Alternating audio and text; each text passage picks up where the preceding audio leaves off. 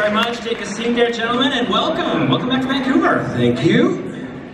Dig the new chairs, too. They swivel as well. Sorry, I'm all about the chairs, because I remember in previous years they were like foldable kind of picnic chairs, and so many people almost fell out of them. That's true. You know, you were here. All right, welcome back. Let's talk first of all about Code 8 Part 2, because this is the follow-up to the 2019 film. Highly successful. Let's talk first of all about the story and how it's different this time around, and any of you can jump in on this, you know, and just kind of give your 2 cents. What's the follow-up like? Jeff wrote it. Code 8 Part 2. Yeah, Jeff wrote it. Jeff's gonna. Let's start with Jeff. Well, the first movie was really about a guy trying to save his mom, and you know, our goal with this franchise has always been to tell a very human story in a bigger genre world. This story I'm even more excited about. It's a story about justice, and it's kind of a chase movie. And we've been talking for about what we would do for the second one for a long time, and I think once we kind of narrowed in on it, it was kind of easy. So if you watch the first movie, that's great. You're going to be able to build on top of that. But if you're coming in for the first time in the second film, it's kind of a new experience that you'll be able to jump right into. But please watch the first movie. Yeah, watch it. And for Stephen and Robbie, what was the sort of difference between the production the first time around? We'll get to the short, the origins first, but what was the main difference between the sequel, shooting that, and the first experience with the movie? What was that expression where it's like junior year, senior year? Right. Sort of thing to show the 2 pictures side by side. I felt like the first time around, we were really like, we didn't have any stages built. It was all on location. It almost felt like guerrilla filmmaking, and I was on my hiatus from Arrow, so we had to meet for a very, very limited amount of time. This one we shot in the fall/early winter of 2021 in Toronto. We had more time, we had stages, but we had all the same people in terms of in front of and behind the camera, so that was really cool. The first one was also making a movie based off a short film, so you know, we had never really done it before. We kind of knew the genre we wanted to live in, and Jeff and Chris did a great job with the story and the world building. But the second one, we learned a lot from the first one, and I'm very proud of the first movie. I think the first movie is awesome. I think the second movie is significantly better. Well, we can't wait. February 28th again, Code 8 Part 2 on Netflix. By the way, you want to stick around for the whole panel, because at the very end we're going to get a Canadian exclusive. We're going to see a clip from Code 8 Part 2 that no one in Canada has yet seen, so don't go anywhere. Stay in your seats. Steven, you mentioned guerrilla filmmaking. I like to use that term, and we talked about the short, the origin of it. So for the 3 of you, you collaborated on this short film. It was 10 minutes long. And talk to me about the process between the germ of the idea that was that led us to a feature, like a sequel to a feature. Jeff phoned me, and he was like, I want to make a short film. Will you finance it with me? And I was like, how much is it going to cost? He goes, 20 grand each. I was like, what's it about? He goes, I don't know yet. And I was like, I'm in. Okay. And then Steve was supposed to be in it.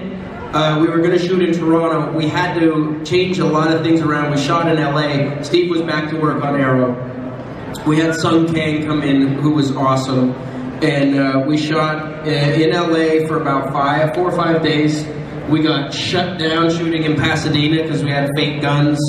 Like when you say guerrilla style filmmaking, this was, everybody was out there for no money. Everybody was out there because they believed in what we were doing.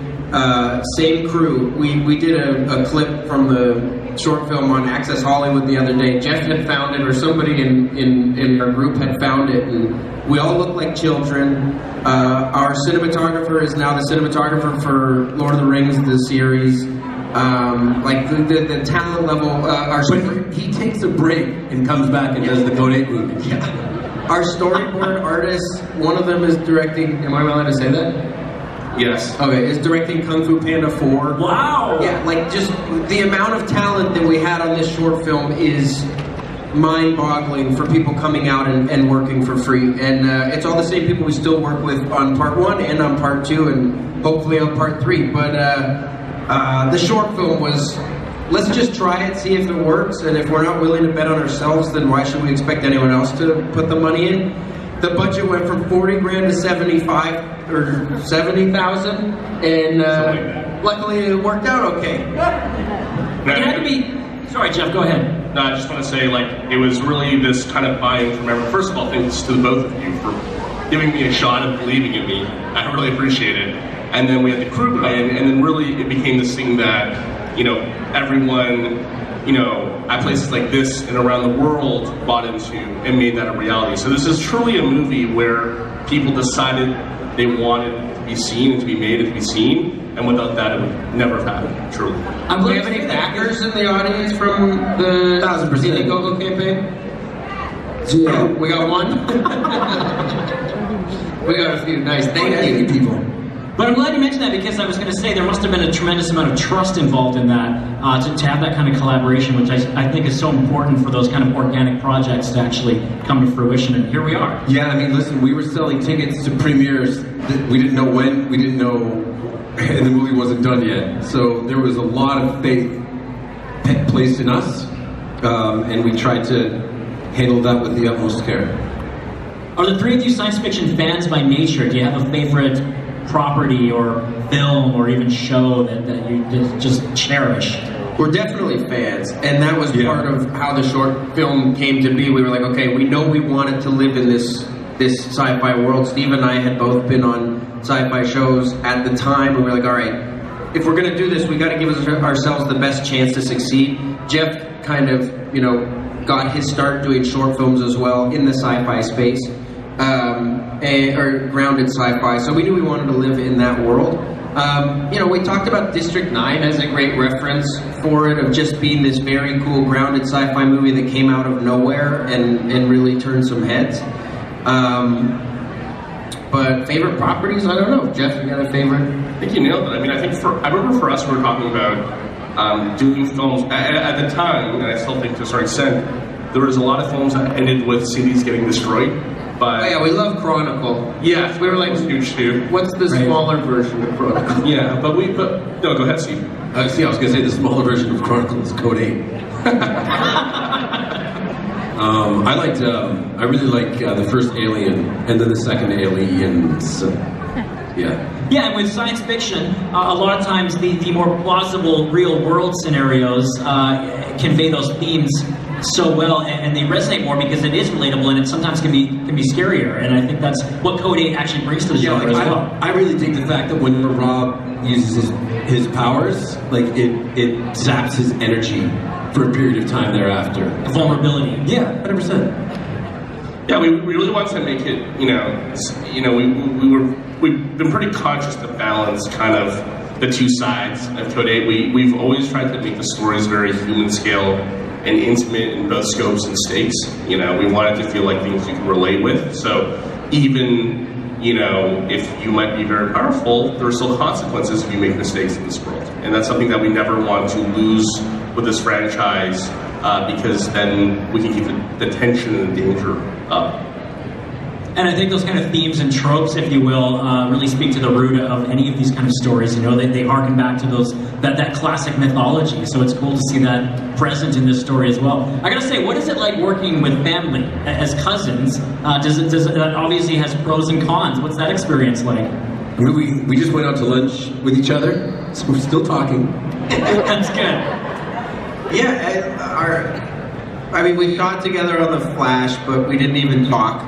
And then we were really close when we were kids, and then there was a space where we didn't hang out that much, and then we became really close when we moved back, or when we were both living in LA at the same time. We had LA Kings season tickets, and we would take the train down to the game, you know, once or twice a week, and that's when we would really talk about life and the business and family, and that was great to get back to being close, and then being able to work together is just adding on another level. You know, it's really great to work with people that you have a shorthand with and that you have chemistry with in good and bad ways. Like Steve knows how to piss me off in a scene if he needs to, He also knows how to make me laugh. So it's really nice to have that and have someone you trust opposite you. Yeah, and I got to learn a bunch from Rob, not just on Code 8, but when I was first in Los Angeles, because I wasn't booking that much work, and he was booking work all the time, non-stop. And he just very much taught me, you know, when an audition comes out, I try to transform into Laurence Olivier and like win an Oscar in the room. And he's like, just go get the job, man. Like, oh, that's all you do? He's like, yeah, just go get the job. Simple. It's so simple. Jeff Has been since then, so let's keep it going. Jeff, is there one kind of dream project that you'd love to work on, or a story that you'd love to tackle after this? That's actually an easy question to answer.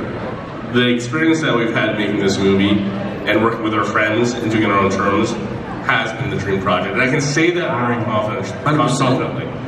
There are things that I would love to tackle that I grew up watching, but I don't think the journey that we've had in this project, and now having partners like even Netflix support us to be able to blow it up to a global level, I don't know if we'll experience that same thing again. So, and from that perspective, yeah. Yeah, I mean, listen, Rob and I, this is the start of, we were just in Orlando 2 weekends ago, and then this is the start of our press tour in earnest. We go from here to New York to Toronto, where Netflix is throwing us an amazing premiere in our hometown, which will be so cool, and family and all that stuff. But we come in for these 2 weeks, we come in for the 6 weeks of shooting.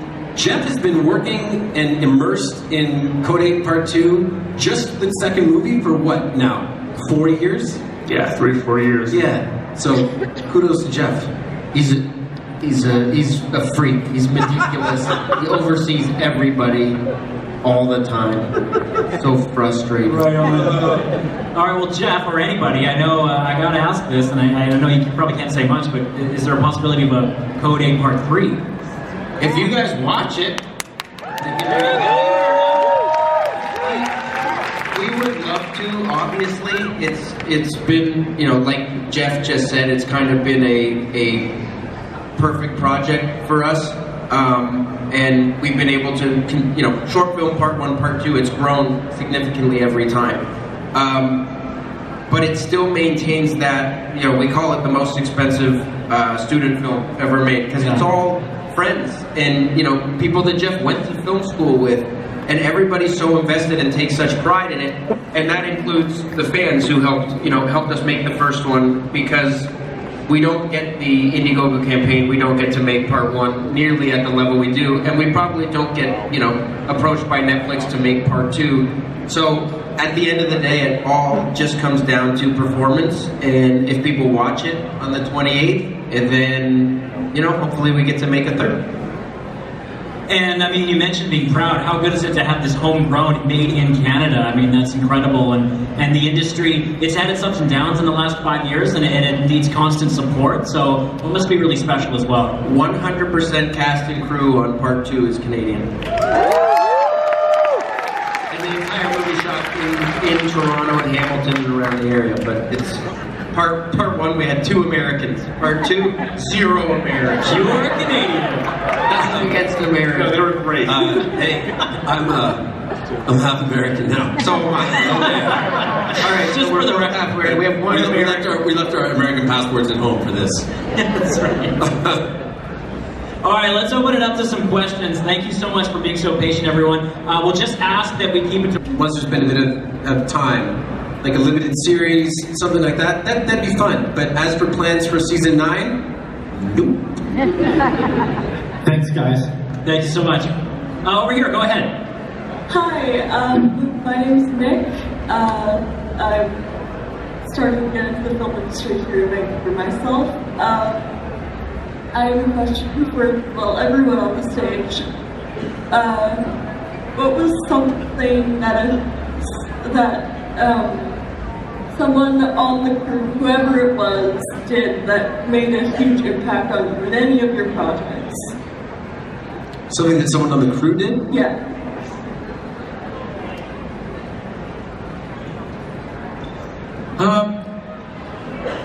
That's a good one. Or someone on the crew for Code 8 that made the project, the experience more memorable? Any project, doesn't have Any project. It's tough to pinpoint one specific thing. A lot of you spend days and days and really long days with the people you're working alongside. I would say the fourth person in the Code 8 group would be Chris Pare, who wrote alongside Jeff, and he's I would say he's kind of an unsung hero with us. He really writes for the way Steven and I talk and our voices. And is constantly rewriting and making adjustments. He's always on set. He's tweaking along the way for us. If you're talking about just a general crew, I think one of the toughest jobs is the drivers. They are the first in and the last out, and they deal with everybody at the very beginning of the day and at the end of the day, and you're not always at your best at those 2 points of the day. I've always found that the drivers I've worked with have always kind of just been a real nice light in the morning, and always have a good anecdote or able to put you in a good spot before you get to work. Yeah, I like the first assistant directors on set. The first assistant director is the guy that's in charge of all the other assistant directors, and he's kind of in charge of the set, so that it allows Jeff to focus on story and the shot and the aesthetics. And I like walking up to the first assistant director when I know we have about 90 minutes left in the day, and I go, how much longer? I do this every single day. I go, how much longer do we have? And he'll say, I don't know, 90 minutes or 2 hours, and I'll go, because my edibles are about to kick in. And I say it with a straight face every day, and he says, fuck off. And my language. And it never gets old. How about you? I would say, for me, a lot of my work involves visual effects. So I do not know how to personally do visual effects, but I have a great relationship with our visual effects team. And they, in our latest movie, we had a robotic dog, and it was a mixture of them and the stunt team and a choreographer to bring that to life with a performer. And it was amazing seeing them do it. I wish I could take more credit for engineering that, but it was truly collaboration between people that are much smarter than me. It's pretty wild. So you have a guy in a green suit with a light on his head who will crawl around and pretend he's the dog for one take, and then we have a really, really expensive action figure of the dog, and we'll put that in for a take, and then there's nothing, and you're like, I hope this does it work? We'll go in about 18 months. Our visual effects team were like, yep, look great. Amazing. Thank you. Thank you so much. Over here, go ahead for our panel. Hola, Vancouver. My name is Brandon Ceron. I'm from Mexico. Woo! So I think it has to be mentioned. Congratulations, Stephen, on landing the role of Suits LA, right? So we are gonna watch, right? That's awesome. Also, we are gonna stream the newest of the club, of course. So you mentioned a little bit on it, so I want to go deeper on it. For me, the Code 8-1 was like a love letter from the fans to you too. So, do you consider the sequel as a love letter to the fans, and which message do you want to get to everyone with it? Yeah, I mean, when we started talking about this, we actually tried to figure out ways to bring the fans back in without asking for money. Because, I mean, that's really how the first one came to be. We needed help. We asked for money. We offered t-shirts and hoodies and socks and premieres, and fans delivered. The second one, we just want to share it with people. We don't want to lose the grassroots feel of these movies. We still want to be, we don't consider ourselves a studio movie, even though we have an amazing partner like Netflix. This still wants to be a movie made by friends and family, for fans, with fans, and I feel like we've still delivered on that. Yeah, the love letter to the fans is that we put it on the biggest streaming platform in the history of the world. Yeah. Well, we will get the #1, right, on the Netflix. From your mouth to God's ears, Brandon. I love you so much. That's right. Thanks, Brandon. Thank you so much. Just as we talk about that. Stephen and Robbie, for you, what was it like taking on co-producer roles for this, you know, in terms of getting more integrated, more involved in the overall production? Why was that important to you? Because I love it. I get very passionate about projects, and I don't want to control. I do not want to control everything. Jeff, I swear to God, I don't want to. No, I don't want to control everything, but I really would like to have a say in like almost everything that I have knowledge of. I mean, I don't talk about lenses on cameras or how they're lighting a shot or any of that stuff. I stay out of the way there. But I mean, wardrobe, cast, tone, tenor, like all that stuff. I love having input. So producing is fun, and I hope I get to do more of it. It's also scary. I mean, That too. like the lunchtime meetings where you're like, okay, here are the fires that are going on today, tomorrow, and the next day. Here's the weather coming in. Do we need to push this to tomorrow? And you're like, okay, maybe I don't want to see behind this curtain, and you guys can just call me to set when it's time to say my words. Yeah, like kind of humbling, I guess, to see the sheer logistical nightmare that it can be. Making movies is hard. It's hard. I find that out very, very quickly. Yes. I have an interesting story. One of the scenes we shot, just the way the logistics worked out, we only had one day to shoot a pretty long scene in a diner, and I went to these two and I was like, hey guys, here's why.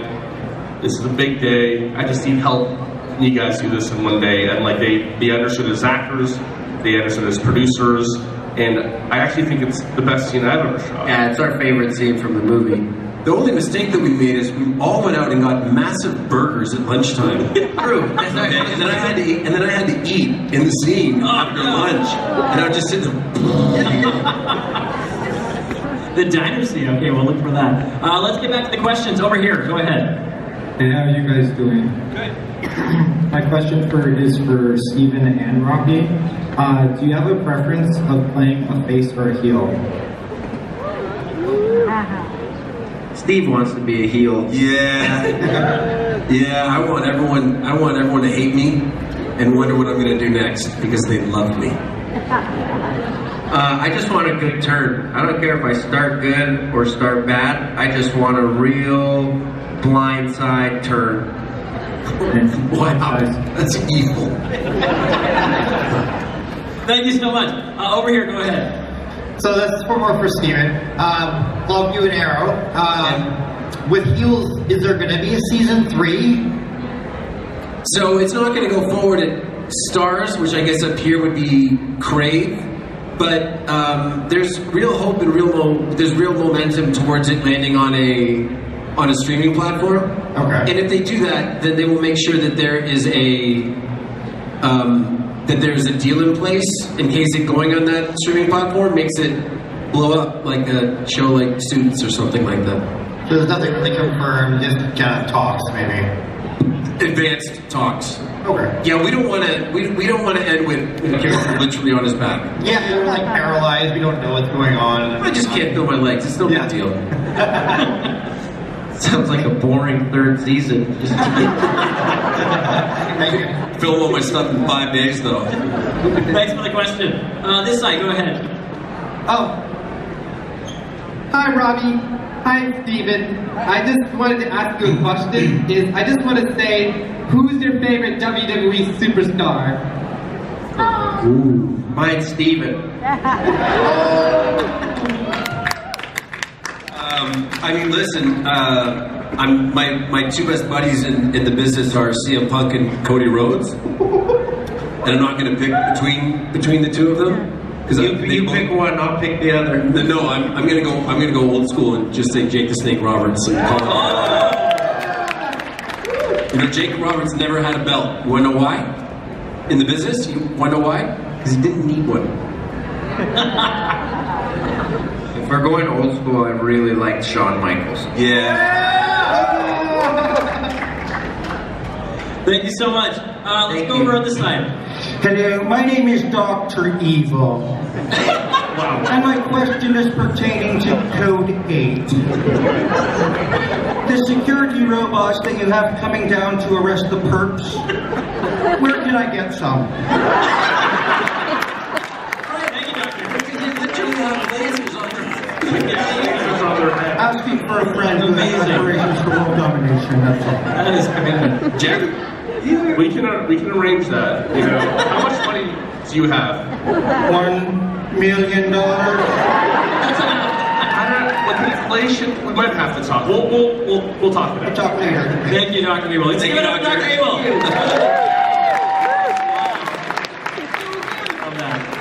Over here, go ahead. Hi, my name's Roberto RJ. I don't know if you remember me. We met before. It's been a long time, but we met last year.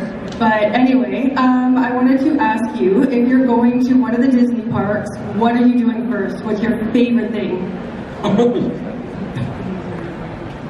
So I was just there, and just the way that it works out, we always start the day with the Tower of Terror. Yeah. But if you go to Disney World, you gotta do the Guardians of the Galaxy ride. It rules. It's so great. Awesome, thanks. Not to avoid Disney, but when we were in Orlando, we went to Universal Studios at night, and we were with our two Netflix publicity executives who are not big fans of roller coasters. And there's a roller coaster called the Velocicoaster. If you've never been on it, whatever the scariest roller coaster you've been on, it's 10 times worse than that. And we were like, I'm sure it's fine. None of us had been on it. We're like, I'm sure it's fine. Go on it. They were like, I don't know. And I was like, if you don't go on it, I won't do any press for Code 8. As a joke. It's my own movie. Of course I'll do press for it. But we all went on it, and Jeff and I immediately felt really bad about it because it was terrifying. So if you're ever there, go on it. Jeff, what's your go-to? Yeah, well, if you're scared, just make sure you take your kids with you. Jeff's go-to Disneyland ride, what's that?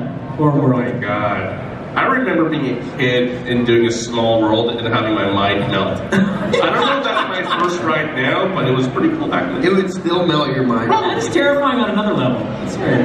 Okay, thanks very much. Over here, go ahead. Hi, I thought I've attended this Fan Expo for 2 years already. Yeah, and it's been a tradition for me to sketch the panelists. So I have something for them. Cool, thank you. Come on, bring it up. Yeah. We'll do another question while you bring it up. Thank you so much. We'll take one over here. Go ahead.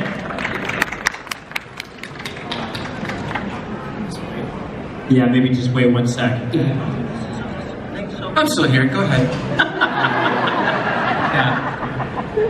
Stephen, one thing I'm curious about is, do you think there's a chance for a comeback of more practical effects than relying on expensive CGI?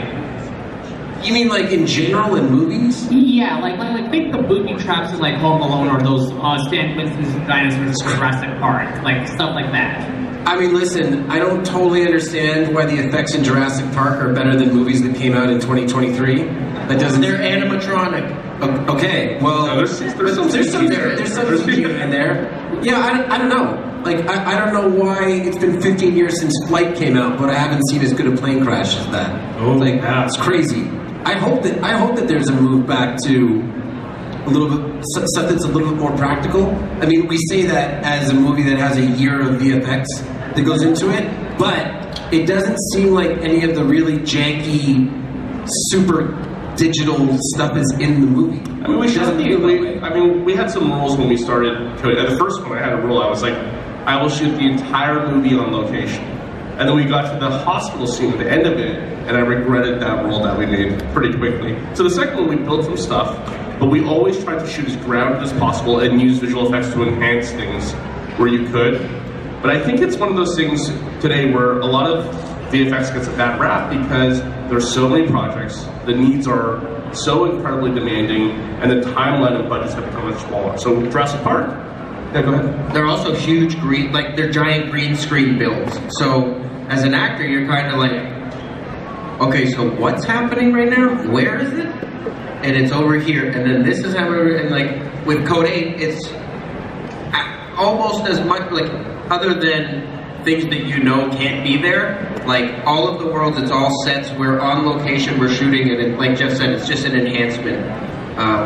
I think that makes it feel a little more real and a little more grounded, and things are, you can interact with them, with your environment. Yeah, I think like the Nolans, the Villeneuves, the Finchers, they've demonstrated that you can have this perfect hybrid of the two and seamlessly at times match them up where you can't even tell where the CG is, right? Yeah, and it also depends on the movie. Like Thor Ragnarok, you can only have so much practical things because you're shooting a space opera. Whereas like Dark Knight, you're shooting a grounded crime thriller, right? And then you're adding some visual effects after. So it's obviously project specific. Yeah, exactly. Yeah. Not that many. All right, let's take another question. We'll go on this side. Thanks. I just wanted to say that I really love you guys in the DC universe, like Firestorm, Green Arrow, and Casey Jones and TMNT. I'm really nervous, but man, holy shit, I'm talking to you guys. You're doing great. Don't worry, you got nothing to be nervous about. And what's your guys' favorite superhero movies? Raid Part 1. Code 8 Part 2. There's a short film as well.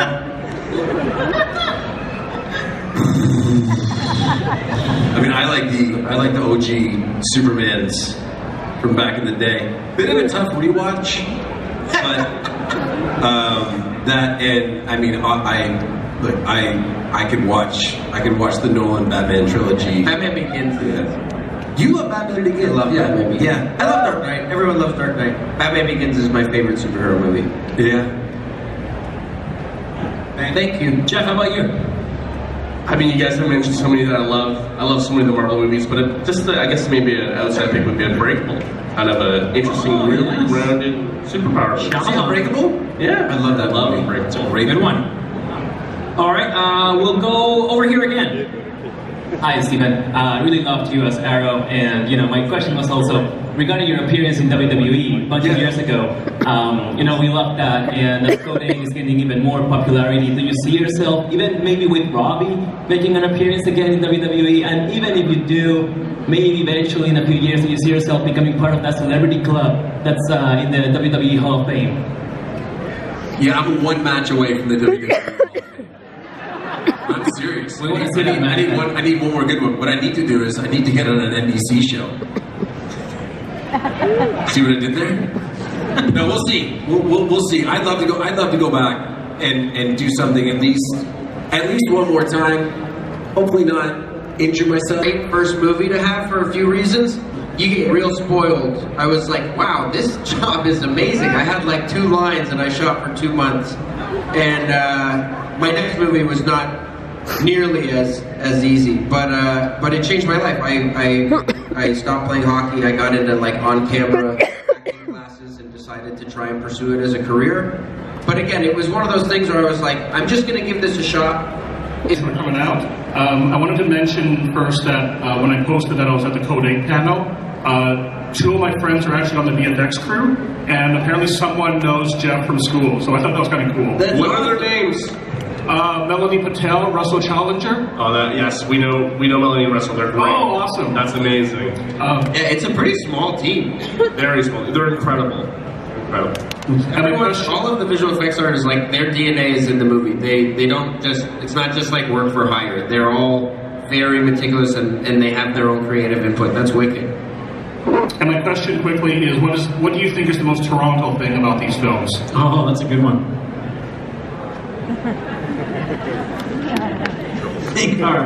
The traffic? Oh, goodness.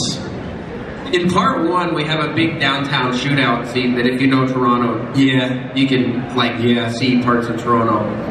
But we always try and avoid landmarks, and there's a little bit, speaking of visual effects, there's a little bit of digital world replacement. Like anytime there's a skyline, we always try and avoid certain, RBC or like the CN Tower. But it's funny because the entire movie is completely Toronto from top to bottom. Yeah. The crew, all the locations. So it's kind of all Toronto. It's hard to pick up one thing that's Toronto specific, I'd say. Well, I mean, we could have switched out the pie for poutine. I probably would have had a heart attack by the end of it. I get ideas. Thanks for the question. We'll take one over here. Hi, my name is Chris, and welcome to Vancouver again. My question is, I'm really new to, I guess, watching you guys, and what I do know is that you do a lot of physical type moves in the different productions that you've been involved in. And particularly, I'm just still in the first season of Arrow, and the amount of preparation that must have went into that role. I was just wondering if you could kind of share with us as to what you do to prepare for your roles. Well, I mean, when it comes to stunts, like any stunt, you know, on Arrow or Flash, or there has to be a stunt coordinator on Upload. There's a stunt coordinator everywhere. It's really about the stunt team. They'll put together what they call a previs, right? And so based on what the script says, they'll conjure up the fight, the fisticuffs, so to speak, and then they'll show it to you, and then you just find time to prep it. For me, the simplest way to go about things is usually and I think that this is probably the most efficient way photographically too, is you break things down into small segments. So it's like you chip away at the fight. You're rarely shooting a master shot of it. Although on the first Code 8 movie, we had a big stunt sequence, and we actually did go all the way through it. And I remember turning to Jeff, I'm like, I think we can go home, man. And he's like, and I'm like, no, seriously, just go look at the monitors. Like, that almost looks good enough. We ended up shooting a bunch more, he was right. But you break it down into pieces is the best way to be prepared, and that way you make sure that you know what you're doing. Because the only way that things can really go wrong is if you zig when you're supposed to zag, and then you eat a fist, and then you do get to go home, actually. So. This consummate director there with Jeff, like, no, we need more coverage. We got to make sure we've got the insurance, right? Yeah, they know all about that. Well, we're all out of time for questions. I'm sorry. Really apologize for you if we didn't get to your question, but you guys are going to be hanging out doing some autographs and stuff too, right? Yeah. Yeah. Okay, now who's ready for a clip? All right, now this is an exclusive for Canada. No one in Canada has seen this clip, and it's of course from Code 8 Part 2, hitting Netflix on February 28th. If you haven't seen the first one, make sure you do that and take a look at the screen, and we'll get a look at this brand new exclusive clip from Code 8 Part 2.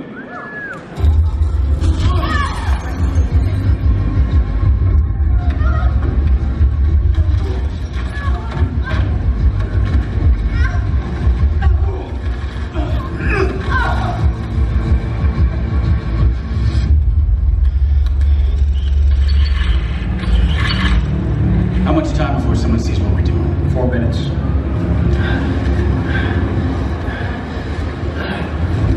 You're a pawn here. For a cop. Everything that I have, I built. How long before he takes it? Killing us isn't gonna stop what's coming. Honor, get out of my way! Tick, tick, tick. No. You really want to do this? You came in first.